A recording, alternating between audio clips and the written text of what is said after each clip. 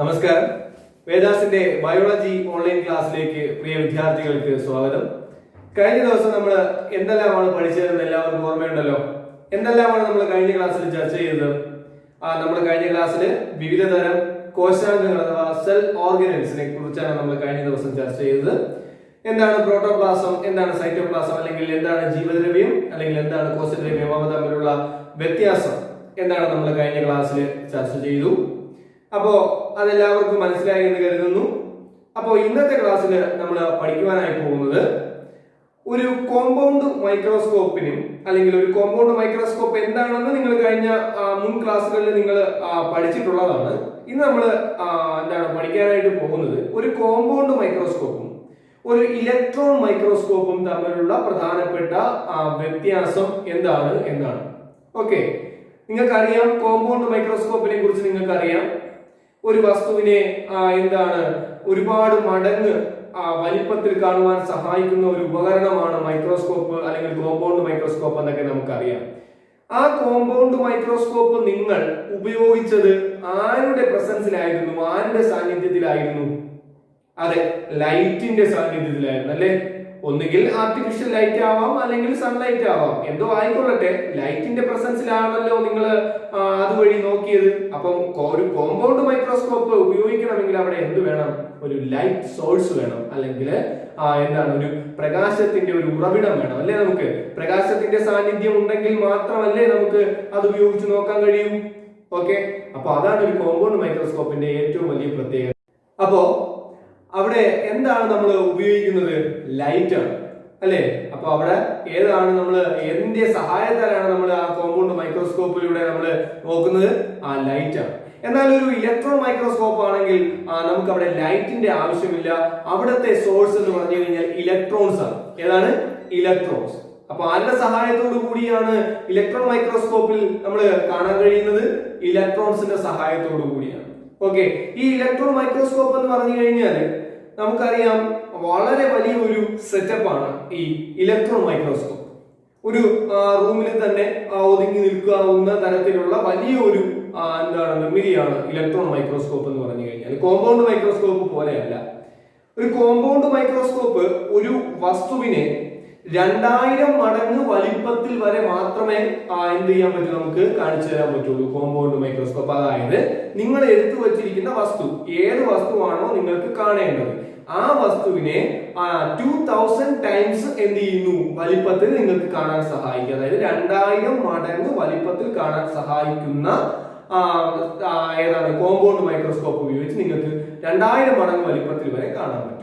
എന്നാൽ ഒരു electron microscope ആണ് എങ്കിൽ വസ്തുവിനെ ലക്ഷക്കണക്കിന് മടങ്ങ് വലിപ്പത്തിൽ നിങ്ങൾക്ക്, അല്ലെങ്കിൽ മില്യൺ ടൈംസ്, ലക്ഷക്കണക്കിന് മടങ്ങ് വലിപ്പത്തിൽ കാണാൻ സഹായിക്കും. അതായത് നിങ്ങൾ എടുത്തു വെച്ചിരിക്കുന്ന ആ വസ്തുവിനെ അതിന്റെ ലക്ഷം മടങ്ങിന് എന്ത് ചെയ്യാൻ പറ്റും, കാണാൻ സഹായിക്കും. അതാണ് അതിന്റെ പ്രത്യേകത, നമ്മുടെ ഇലക്ട്രോൺ മൈക്രോസ്കോപ്പിന്റെ പ്രത്യേകത. ഇനി നമ്മൾ പറഞ്ഞു കോമ്പൗണ്ട് മൈക്രോസ്കോപ്പില് ആരുടെ സഹായത്തോടു കൂടിയാണ് നമുക്ക് കാണാൻ കഴിയുന്നത് വസ്തുവിനെ?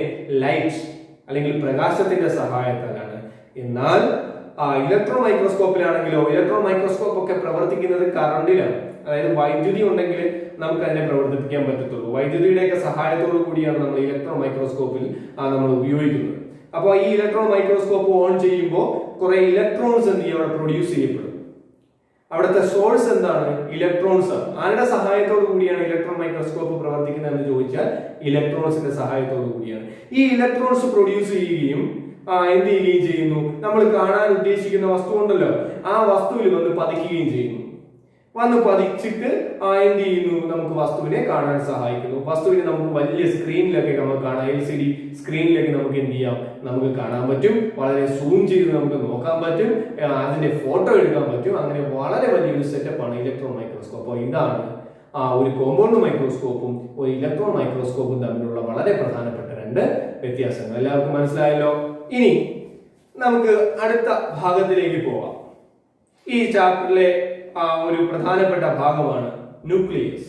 നമുക്കറിയാം, നമ്മളൊരു പ്ലാന്റ്സ്, നമ്മളൊരു സസ്യകോശം നിരീക്ഷിച്ചു. ഒരു കോശത്തിനകത്ത് ആരെല്ലാം ഉണ്ടെന്ന് നമ്മൾ മനസ്സിലാക്കി. ആ കോശത്തിലെ വളരെ പ്രധാനപ്പെട്ട ഒരു ഘടകമായിരുന്നു ന്യൂക്ലിയസ് അഥവാ മർമ്മം. നിങ്ങൾ എല്ലാവരും പഠിച്ചു അല്ലെ. മർമ്മം ആദ്യമായി കണ്ടെത്തിയത് ആരാണെന്നൊക്കെ നമ്മൾ ഏത് ശാസ്ത്രജ്ഞനാണ്, സയന്റിസ്റ്റ് ആരാണ് എന്നെല്ലാം നമ്മൾ കഴിഞ്ഞ ക്ലാസ്സിൽ പറഞ്ഞിട്ടുണ്ടായിരുന്നു. അപ്പൊ നമ്മൾ ഇന്ന് പഠിക്കുന്നത് മർമ്മത്തിനകത്ത് എന്തെല്ലാം കാര്യങ്ങളുണ്ട്, അല്ലെങ്കിൽ മർമ്മത്തിന്റെ വിവിധ തരം ഭാഗങ്ങൾ ഏതൊക്കെയാണ്, അതിന്റെ ധർമ്മം അല്ലെങ്കിൽ അതിന്റെ ഫംഗ്ഷൻ എന്തൊക്കെയാണ് നമുക്ക് ഈ ക്ലാസ്സിൽ എന്ത് ചെയ്യാൻ നമുക്ക് നോക്കാം. ഓക്കെ, അപ്പോ ഒരു മർമ്മം എന്തിനാണ് ഒരു കോശത്തിനുള്ളിൽ മർമ്മം അഥവാ ന്യൂക്ലിയസ് ഉള്ളത്? എന്തിനു വേണ്ടിയിട്ടായിരിക്കും? ആ സെല്ലിനകത്ത് നടക്കുന്ന എല്ലാ ലൈഫ് ആക്ടിവിറ്റീസിനെയും, ലൈഫ് ആക്ടിവിറ്റീസ് എന്ന് പറഞ്ഞു കഴിഞ്ഞാൽ ജീവൽ പ്രവർത്തനങ്ങൾ, അതായത് അതിനകത്ത് നടക്കുന്ന എല്ലാ പ്രവർത്തനങ്ങളെയും നിയന്ത്രിക്കുന്നതും, അതായത് കൺട്രോൾ ചെയ്യുന്നതും, അതിനെ ഏകോപിപ്പിക്കുന്നതും, ഏകോപിപ്പിക്കുക എന്ന് പറഞ്ഞു കഴിഞ്ഞാൽ കോർഡിനേറ്റ് ചെയ്യുക, അതാണ് ഒരു ന്യൂക്ലിയസിന്റെ, ഒരു മർമ്മത്തിന്റെ പ്രധാനപ്പെട്ട ധർമ്മം. അതായത് ഒരു കോശത്തിനകത്ത് നടക്കുന്ന എല്ലാ പ്രവർത്തനങ്ങളെയും നിയന്ത്രിക്കുകയും കൺട്രോൾ ചെയ്യുകയും അതിനെ ഏകോപിപ്പിക്കുകയും അല്ലെങ്കിൽ കോർഡിനേറ്റ് ചെയ്യിപ്പിക്കുകയും ചെയ്യുക എന്നുള്ളതാണ് ആരുടെ ഫംഗ്ഷൻ? ആ മർമ്മത്തിന്റെ പ്രധാനപ്പെട്ട എന്താണ് ധർമ്മം. അപ്പോ ഒരു കോശത്തിനകത്ത് എന്ത് വേണം? മർമ്മം ഉണ്ടാവണം. മർമ്മം ഉണ്ടായെങ്കിൽ മാത്രമേ ആ കോശത്തിനകത്ത്, ആ സെല്ലിനകത്ത് നടക്കുന്ന എല്ലാ ലൈഫ് ആക്ടിവിറ്റീസും ശരിയായ രീതിയിൽ എന്ത് ചെയ്യുകയുള്ളൂ? നടക്കുകയുള്ളൂ. ഓക്കെ, പറഞ്ഞ കാര്യം മനസ്സിലായല്ലോ. ഇനി നമുക്ക് എന്താണ് മർമ്മത്തിനകത്തേക്ക് അല്ലെങ്കിൽ മർമ്മത്തിന്റെ ഉള്ളറകളിലേക്ക് നമുക്ക് എന്ത് ചെയ്യാം? ചെല്ലാം. എന്നിട്ട് അതിന്റെ ഡിഫറെന്റ് പാർട്സ് നമുക്ക് നോക്കാം, അതിന്റെ ഫംഗ്ഷൻ നമുക്ക് നോക്കാം. ഓക്കെ, ഒരു ന്യൂക്ലിയസ് നോക്കിയേ. ഒരു ന്യൂക്ലിയസിനെ നമുക്ക് എന്താണ് കുറച്ചുകൂടി എന്താണ് വലുതാക്കി കാണിക്കാം. ഈ ന്യൂക്ലിയസിന്റെ ഏറ്റവും പുറമെ നമുക്ക് എന്ത് കാണാം? ഒരു മർമ്മ സ്തരം കാണാം. എന്ത് കാണാം? മർമ്മ സ്തരം അഥവാ ന്യൂക്ലിയർ മെംബ്രെയിൻ. നിങ്ങൾക്ക് ഇവിടെ കാണാൻ പറ്റും ഒരു മർമ്മ സ്തരം അഥവാ ന്യൂക്ലിയർ മെംബ്രെയിൻ. എന്താണ് മർമ്മസ്തരം? മർമ്മത്തെ ആവരണം ചെയ്തു കാണുന്ന ഇരുപാളികളുള്ള സ്ഥലത്തിനെ നമ്മൾ വിളിക്കുന്ന പേരാണ് മർമ്മസ്തരം. അപ്പൊ എന്താണ് മർമ്മസ്തരം അഥവാ ന്യൂക്ലിയർ മെംബ്രെയിൻ? മർമ്മത്തെ പൊതിഞ്ഞു കാണുന്ന ഇരുപാളികളുള്ള സ്ഥലമാണ് മർമ്മസ്തരം. ഓക്കെ, അപ്പൊ ന്യൂക്ലിയർ മെംബ്രെയിൻ എന്ന് പറഞ്ഞു കഴിഞ്ഞാൽ എന്താണ്? It's a double layered membrane covers the nucleus. ന്യൂക്ലിയസിനെ കവർ ചെയ്യുന്ന ഇരുപാളികളുള്ള സ്ഥലത്തിനെ നമ്മൾ വിളിക്കുന്ന പേരാണ് മർമ്മസ്തരം. ഈ മർമ്മസ്തരത്തിൽ നോക്കിയ ഒരുപാട് സുഷിരങ്ങൾ നിങ്ങൾക്ക് കാണാൻ കഴിയും, ഇല്ലേ? ഈ മർമ്മസ്തരത്തിൽ ഒരുപാട് സുഷിരങ്ങൾ, മൈന്യൂട്ട് ആയിട്ടുള്ള ചെറിയ ചെറിയ സുഷിരങ്ങൾ, മൈന്യൂട്ട് പോർസ് നിങ്ങൾക്ക് അതിനകത്ത് കാണാൻ പറ്റും. ഈ സുഷിരങ്ങളെ നമ്മൾ വിളിക്കുന്ന പേരാണ് മർമ്മരന്ധ്രം അഥവാ ന്യൂക്ലിയർ പോർ. അപ്പൊ എന്താണ് മർമ്മരന്ധ്രം? ന്യൂക്ലിയർ സ്തരത്തിനുള്ളിൽ കാണപ്പെടുന്ന വളരെ ചെറിയ സുഷിരങ്ങളെ നമ്മൾ വിളിക്കുന്ന പേരാണ് മർമ്മരന്ധ്രം അഥവാ nuclear pore. minute pores present in the nuclear membrane. ന്യൂക്ലിയർ മെംബ്രെയിനിൽ കാണപ്പെടുന്ന ചെറിയ സുഷിരങ്ങളെ നമ്മൾ വിളിക്കുന്ന പേരാണ് എന്തായിരുന്നു വിളിച്ചത്? മർമ്മരന്ധ്രം അഥവാ ന്യൂക്ലിയർ പോർസ്. ഓക്കെ, എന്തിനാണ് ഈ സുഷിരങ്ങൾ എന്ന് സ്വാഭാവികമായിട്ട് നിങ്ങൾക്ക് ഒരു സംശയം വന്നേക്കാം. എന്തിനാണ് ഈ ന്യൂക്ലിയസിലെ അല്ലെങ്കിൽ മർമ്മസ്തരത്തിൽ എന്തിനാണ് ഈ സുഷിരങ്ങൾ? സിമ്പിൾ ആണ്. അതായത് വസ്തുക്കളുടെ അല്ലെങ്കിൽ പദാർത്ഥങ്ങളുടെ സംവഹനത്തിന് സഹായിക്കുക എന്നുള്ളതാണ് ആ സുഷിരങ്ങളുടെ ധർമ്മം. അതായത് ന്യൂക്ലിയസിനകത്തേക്കും ന്യൂക്ലിയസിൽ നിന്നും വസ്തുക്കൾ പുറത്തേക്ക് കൊണ്ടുപോകുന്നതിനും സഹായിക്കുന്നത് ഈ സുഷിരങ്ങളാണ്. അതായത് പദാർത്ഥങ്ങളെ ന്യൂക്ലിയസിനകത്തേക്കും ന്യൂക്ലിയസിൽ നിന്നും പുറത്തേക്കും കൊണ്ടുപോകുന്നത് ഏത് സുഷിരം വഴിയാണ്? നമ്മൾ ഈ പറഞ്ഞ മർമ്മരന്ധ്രം വഴിയാണ്. Okay, it helps to the conduction of materials to and from the nucleus. ന്യൂക്ലിയസിന് അകത്തേക്കും ന്യൂക്ലിയസിൽ നിന്ന് പുറത്തേക്കും പദാർത്ഥങ്ങളുടെ വിനിമയം അല്ലെങ്കിൽ സംവഹനം എന്താണ് ട്രാൻസ്പോർട്ട് സാധ്യമാക്കുന്നത് ആരാണ്? ഈ മർമ്മരന്ധ്രമാണ്. ഓക്കെ, then ഇതിനകത്ത് നിറഞ്ഞിരിക്കുന്നത് ഈ മർമ്മസ്തരത്തിന്റെ ഉള്ളിൽ നോക്കിയേ ഒരു ദ്രാവകം നിറഞ്ഞിരിക്കുന്നതായിട്ട് കാണാം, ഒരു ദ്രാവക ഭാഗം. അത് നമ്മൾ വിളിക്കുന്ന പേരായിരുന്നു എന്താണ്? ന്യൂക്ലിയോ പ്ലാസം. എന്താണ്? ന്യൂക്ലിയോ പ്ലാസം. അപ്പോ നമ്മൾ പറഞ്ഞു എന്താണ് മർമ്മദ്രവ്യം അഥവാ ന്യൂക്ലിയോ പ്ലാസം? എന്താണ്? മർമ്മസ്തരത്തിനുള്ളിൽ നിറഞ്ഞിരിക്കുന്ന ദ്രാവക ഭാഗം, അതിനെ നമ്മൾ വിളിക്കുന്ന പേരാണ് ന്യൂക്ലിയോ പ്ലാസം അഥവാ മർമ്മദ്രവ്യം. ഓക്കെ, അപ്പോ ഈ മർമ്മദ്രവ്യത്തിൽ ഇനി ആരെല്ലാം ഉണ്ടെന്ന് നമുക്ക് നോക്കാം. അതാ നിങ്ങൾക്ക് അതിനകത്ത് കാണാൻ പറ്റും. ആ മർമ്മദ്രവ്യത്തിൽ കുറെ വലക്കണ്ണികൾ പോലെ, കുറെ നെറ്റ്വർക്കുകൾ പോലെ വിന്യസിച്ചിരിക്കുന്ന കിടക്കുന്ന കുറെ കാര്യങ്ങൾ നിങ്ങൾക്ക് ഇതിനകത്ത് കാണാൻ പറ്റും. ഓക്കെ, അതായത് ഈ ന്യൂക്ലിയസിനകത്ത് കുറെ വലകൾ പോലെ, വലകൾ കെട്ടുപിണഞ്ഞു കിടക്കുന്നത് പോലെ ഒരു ഭാഗം നിങ്ങൾ കാണാം, ഒരുപാട് കാര്യങ്ങൾ ഇതിനകത്ത് കിടക്കുന്നത് കാണാം അല്ലെ. അതിന് നമ്മൾ വിളിക്കുന്ന പേരാണ് ക്രോമാറ്റിൻ ജാലിക അഥവാ ക്രോമാറ്റിൻ റെറ്റിക്കുലം. എന്താണ്? ക്രോമാറ്റിൻ ജാലിക അഥവാ ക്രോമാറ്റിൻ റെറ്റിക്കുലം. അപ്പൊ എന്താണ് ക്രോമാറ്റിൻ റെറ്റിക്കുലം? എവിടെ കാണപ്പെടുന്നു? ന്യൂക്ലിയോപ്ലാസത്തിൽ കാണപ്പെടുന്നു. എങ്ങനെ കാണപ്പെടുന്നു? വലക്കണ്ണികൾ പോലെ കെട്ടുപിണഞ്ഞ് കാണപ്പെടും. വലക്കണ്ണികൾ പോലെ കെട്ടുപിണഞ്ഞ് കാണപ്പെടുന്നു. Seen as a network in the nucleoplasm. ന്യൂക്ലിയോപ്ലാസത്തിനുള്ളിൽ വലക്കണ്ണികൾ പോലെ കെട്ടുപിണഞ്ഞ് കാണപ്പെടുന്നു. ആരാണ്? ക്രോമാറ്റിൻ ജാലിക അഥവാ എന്താണ്? Chromatin reticulum. അപ്പോ ക്രോമാറ്റിൻ ജാലിക അഥവാ ക്രോമാറ്റിൻ റെറ്റിക്കുലം എന്താണ് നിങ്ങൾക്ക് അറിയാം. ന്യൂക്ലിയോപ്ലാസത്തിനുള്ളിൽ അല്ലെങ്കിൽ മർമ്മദ്രവ്യത്തിനുള്ളിൽ കെട്ടുപിണഞ്ഞ് കാണപ്പെടുന്ന വലക്കണ്ണികൾ പോലെ കെട്ടുപിണഞ്ഞ് കാണപ്പെടുന്ന ഭാഗമാണ് ക്രോമാറ്റിൻ റെറ്റിക്കുലം അഥവാ ക്രോമാറ്റിൻ ജാലിക. ക്രോമാറ്റിൻ ജാലികയാണ് ജീനുകളെ ഉൾക്കൊള്ളുന്നത് അല്ലെങ്കിൽ ജീനുകളെ വഹിക്കുക എന്നുള്ളതാണ് അതിന്റെ ധർമ്മം. അപ്പോ എന്താണ് ജീനുകൾ? നിങ്ങൾ വലിയ ക്ലാസ്സിൽ ജീനുകളെ പറ്റിയൊക്കെ വലിയ ക്ലാസ്സിൽ ഡീറ്റെയിൽ ആയിട്ട് നിങ്ങൾ പഠിക്കും. ഇപ്പോൾ സിമ്പിൾ ആയിട്ട് മനസ്സിലാക്കിയിരിക്കുക എന്താണ് ജീനുകൾ. ജീനുകൾ എന്നാൽ പാരമ്പര്യ സ്വഭാവ വാഹകരാണ് ജീനുകൾ. അതായത് നമ്മുടെ പാരമ്പര്യത്തെ വഹിക്കുന്നവരാരോ അവരാണ് ജീനുകൾ. ഇപ്പോ നിങ്ങൾക്ക് നിങ്ങളുടെ മാതാപിതാക്കളുടെ സ്വഭാവ സവിശേഷതകൾ ലഭിക്കുവാൻ കാരണം ജീനുകളാണ്. അതുപോലെ തന്നെ പാരമ്പര്യമായി നമുക്ക് കിട്ടുന്ന രോഗങ്ങളും അല്ലെ. ചില ആൾക്കാർക്ക് ചില കുടുംബത്തിൽ അങ്ങനെയാണ്, പാരമ്പര്യമായിട്ടൊരു രോഗങ്ങൾ വരാറുണ്ട്. ആ പാരമ്പര്യമായ രോഗത്തിനെ വഹിക്കുന്നതും ഈ ജീനുകളാണ്. ചുരുക്കി പറഞ്ഞാൽ നമ്മുടെ പാരമ്പര്യ സ്വഭാവ വാഹകരാണ് ഈ ജീനുകൾ. ഈ ജീനുകൾ എന്താണ് ചെയ്യുന്നതെന്ന് ചോദിച്ചാൽ ജീനുകളിൽ വെച്ചാണ് എന്ത് നടക്കുന്നത്? പ്രോട്ടീൻ നിർമ്മിക്കപ്പെടുന്നത്. അതായത് ജീനുകളാണ് പ്രോട്ടീനെ നിർമ്മിക്കുന്നത്. അപ്പോ എന്തിനാണ് ഈ പ്രോട്ടീൻ? നമ്മുടെ ശരീരത്തിനകത്ത് നടക്കുന്ന എല്ലാ ജീവൽ പ്രവർത്തനങ്ങൾക്കും അല്ലെങ്കിൽ എല്ലാ ലൈഫ് ആക്ടിവിറ്റീസിനെയും കൺട്രോൾ ചെയ്യുന്നത് പ്രോട്ടീൻസ് ആണ്. ഓക്കെ, ഈ പ്രോട്ടീനെ നിർമ്മിക്കുന്നത് ആരാണ്? ജീനുകളാണ്. നിങ്ങൾക്ക് മനസ്സിലാകാൻ വേണ്ടിയിട്ടാണ് ഇത്രയും ലളിതമായിട്ട് പറഞ്ഞു തന്നത്.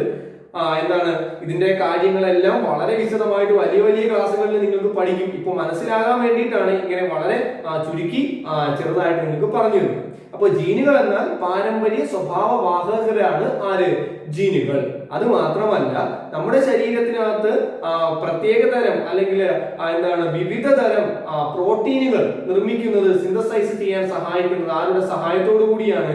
ജീനുകളുടെ സഹായത്തോടു കൂടിയാണ്. ആ ജീനുകൾ ഉണ്ടെങ്കിൽ മാത്രമേ പ്രോട്ടീൻ നിർമ്മിക്കപ്പെടുകയുള്ളൂ. ആ പ്രോട്ടീൻ നിർമ്മിക്കപ്പെട്ടെങ്കിൽ മാത്രമേ നമ്മുടെ ശരീരത്തിനകത്ത് നടക്കുന്ന എല്ലാ പ്രവർത്തനങ്ങളും ശരിയായ രീതിയിൽ നടക്കുകയുമുള്ളൂ. അപ്പോ അതാണ് ആരുടെ ഫംഗ്ഷൻ. എന്തിനാണ് ആ ക്രോമാറ്റിൻ ജാലിക അവിടെ കാണപ്പെടുന്നത് എന്ന് ചോദിച്ചു കഴിഞ്ഞാൽ അതിനകത്താണ് ആരുള്ളത്? ജീനുകളുള്ളത്. ആ ജീനുകളാണ് എന്ത് ചെയ്യുന്നത്? പ്രോട്ടീൻ നിർമ്മിക്കുന്നത്. പ്രോട്ടീൻ നിർമ്മിച്ചാൽ മാത്രമേ ജീവൽ പ്രവർത്തനങ്ങൾ ശരിയായ രീതിയിൽ നടക്കുകയുള്ളൂ. അപ്പോ നിങ്ങൾക്ക് ക്ലിയർ ആണല്ലോ എന്തിനാണ് അവിടെ ക്രോമാറ്റിൻ റെറ്റിക്കുലം എന്ന്. ഓക്കെ, നമ്മൾ പറഞ്ഞു മർമ്മസ്തരം, നമ്മൾ പറഞ്ഞു അല്ലെ, ന്യൂക്ലിയർ മെംബ്രെയിൻ നമ്മൾ പറഞ്ഞു, അതിനകത്തുള്ള ചെറിയ സുഷിരം ന്യൂക്ലിയർ പോർ അല്ലെങ്കിൽ മർമ്മരന്ധ്രം നമ്മളെ എന്താണെന്ന് പറഞ്ഞു. ന്യൂക്ലിയോപ്ലാസം അഥവാ മർമ്മദ്രവ്യം എന്താണെന്ന് നമ്മൾ പറഞ്ഞു. മർമ്മദ്രവ്യത്തിൽ കാണപ്പെടുന്ന ഒരാളെ പറ്റി നമ്മൾ പറഞ്ഞു. ആരാണ്? ക്രോമാറ്റിൻ ജാലിക അഥവാ ക്രോമാറ്റിൻ റെറ്റിക്കുലം. ഇനി ഒരാളെ കൂടി നമുക്ക് പരിചയപ്പെടാം. മർമ്മദ്രവ്യത്തിൽ കാണപ്പെടുന്ന ഒരാളെ കൂടി നമുക്ക് പരിചയപ്പെടാം. അയാളുടെ പേരാണ് ന്യൂക്ലിയോലസ്. എന്താണ്? ന്യൂക്ലിയോലസ് അഥവാ മർമ്മകം. എന്താണ്? ന്യൂക്ലിയോലസ് അഥവാ മർമ്മകം.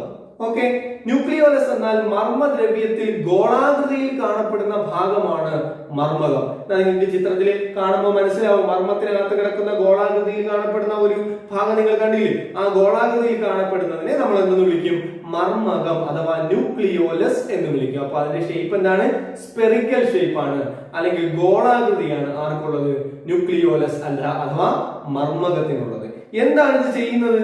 എന്താണ് ഇതിന്റെ ഫംഗ്ഷൻ എന്ന് ചോദിച്ചു കഴിഞ്ഞാൽ റൈബോസോമിന്റെ നിർമ്മാണത്തിൽ പ്രധാന പങ്ക് വഹിക്കുക എന്നുള്ളതാണ് ആരുടെ ധർമ്മം? മർമ്മകത്തിന്റെ ധർമ്മം. അപ്പൊ ആരെ നിർമ്മിക്കുക? റൈബോസോമുകളെ നിർമ്മിക്കുക. റൈബോസോമിന്റെ നിർമ്മാണത്തിന് പ്രധാന പങ്ക് വഹിക്കുന്നു. Major role in the synthesis of ribosomes. റൈബോസോമിന്റെ നിർമ്മാണത്തിൽ പ്രധാനപ്പെട്ട പങ്ക് വഹിക്കുക എന്നുള്ളതാണ് ആരുടെ ധർമ്മം? ന്യൂക്ലിയോലസ് അഥവാ മർമ്മകത്തിന്റെ ധർമ്മം. അപ്പോ നമ്മൾ എന്താണ് ന്യൂക്ലിയസ് എന്ന് പഠിച്ചു, എന്തിനാണ് ന്യൂക്ലിയസ് എന്ന് പഠിച്ചു, ന്യൂക്ലിയസിലെ ഡിഫറെന്റ് പാർട്സ് നമ്മൾ പറഞ്ഞു, അതിന്റെ ഓരോന്നിന്റെയും ഫംഗ്ഷൻ നമ്മൾ പറഞ്ഞു. അപ്പൊ എല്ലാവർക്കും മനസ്സിലായി എന്ന് കരുതുന്നു. അടുത്ത ഭാഗം നമുക്ക് എന്ത് ചെയ്യാം, അടുത്ത ക്ലാസ്സിൽ ചർച്ച ചെയ്യാം. Okay, thank you.